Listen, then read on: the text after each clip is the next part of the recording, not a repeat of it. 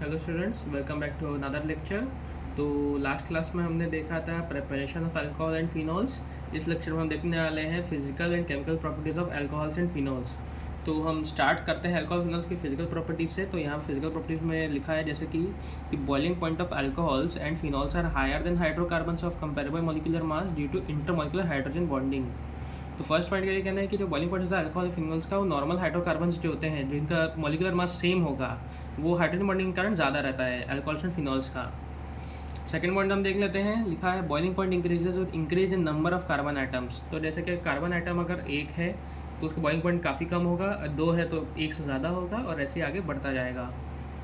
अब यहाँ देख लेते हैं, लिखा है solubility decreases with increase in size of alkyl groups. यानी कि अगर हम जितने भी ज़्यादा अल्काइल ग्रुप्स को ऐड करते जाएंगे, इनका जो सॉलिबिलिटी है वो बहुत ज़्यादा कम होता जाएगा। ये एक तरीके से इन्वर्सली प्रोपोर्शनल के रिलेशन में काम करते हैं। अब हम देख लेते हैं केमिकल प्रॉपर्टीज़ ऑफ अल्कोहल्स।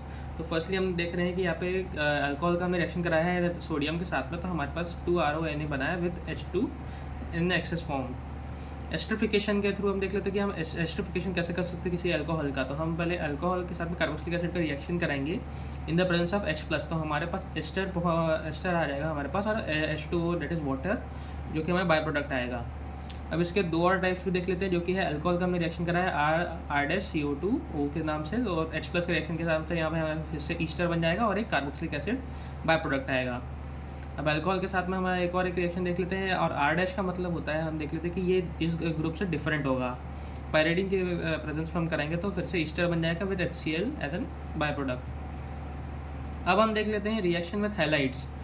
ये जो है यार, बाय द वे, हमारे ये जितना अल्कोहल की प्रॉपर्टीज़ है, केमिकल प्रॉपर्टीज़, हम रिएक्शन देख लेते हैं।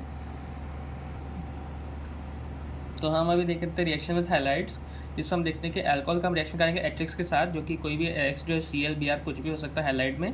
तो वहाँ पे हमारा RX का एक कंपाउंड बन जाएगा और साथ में वाटर एक्सेस में बाय प्रोडक्ट बनेगा। अब हम डिहाइड्रेशन करेंगे अल्कोहल्स का, तो यहाँ पे देखेंगे C2H5OH that is ethanol. Ethanol का हम रिएक्शन कराएंगे H2SO4 एंड 443 केल्विन के टेम्परेचर पे। तो हमारे पास कार्बन के डबल बॉन्ड्स का एक आ जाएंगे और एक वाटर एक्सेस में निकल जाएगा। अब हम ऑक्सीडेशन देख लेते हैं। हमने एक बार डिहाइड्रेशन देख लिया, ऑक्सीडेशन भी देख लेते हैं हम अल्कोहल का। तो हम CrO3 के साथ हमने रिएक्शन कराया, तो यहाँ पे हमारा एल्डिहाइड बनेगा और एक वाटर बनेगा। अब हम देख लेते हैं 2 डिग्री अल्कोहल का रिएक्शन करेंगे CrO3 के साथ में, तो हमारे पास यहाँ पे कीटोन बन जाएगा, कीटोनिक ग्रुप है ये। अब हम देख लेते हैं लास्ट रिएक्शन, जैसे PPC के प्रेजेंस में अगर हम अल्कोहल के कोई भी ग्रुप रहेंगे तो अल्कोहल को एल्डिहाइड रिप्लेस कर देगा। लास्टली केमिकल प्रॉपर्टीज़ हम देख लें अल्कोहल की, जो है डिहाइड्रोजनेशन। तो यहाँ पे अल्कोहल का अगर हम कॉपर के प्रेजेंस में हम 573 केल्विन पे ये अगर रिएक्शन करते हैं, तो वहाँ पे हमारे पास एल्डिहाइड बनता है। अब हम देख लेते हैं फिनॉल्स की केमिकल प्रॉपर्टीज़। तो यहाँ पे हम देख लेते हैं नाइट्रेशन के 2 टाइप्स देख लेंगे और ब्रोमिनेशन के 2 टाइप्स देखेंगे।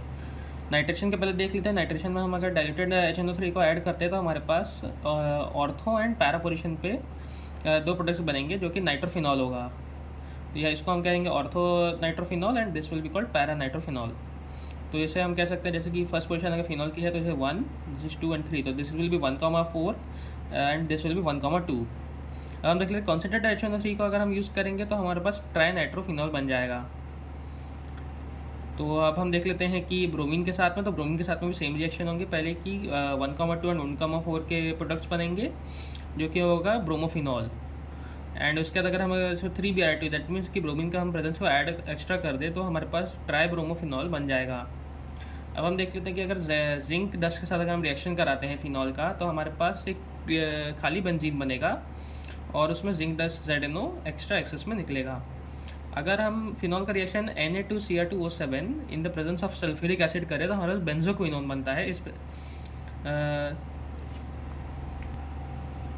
इस कंपाउंड को हम बेंजोक्विनोन कहते हैं। दैट इज़ कि यहाँ पे पार्शियल डबल बॉन्ड कैरेक्टर होता है, बिकॉज ऑक्सीजन का लोन पेयर्स हैं, तो हमारे पास डबल बॉन्ड कैरेक्टर आता है।